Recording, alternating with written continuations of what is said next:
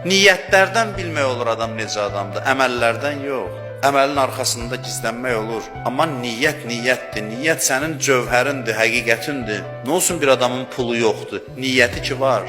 Önəmli olan budur ki, pulu olsun.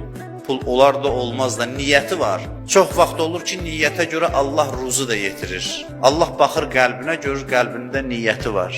Əvvəl qəlbi nuraniləşir, bu niyyətin birinci nəticəsi. İkincisi, Allah ruzu verir ki, üçüncüsü də qismət edir ki, arzuladığını icra eləsin.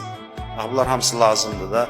Təkcə ruzu kifayət eləmir. O qədər imkanlı adamlar tanıyıram ki, Allah qismət eləmir Allah yolunda pul xərcləsin. Dindardır, namaz qılandır.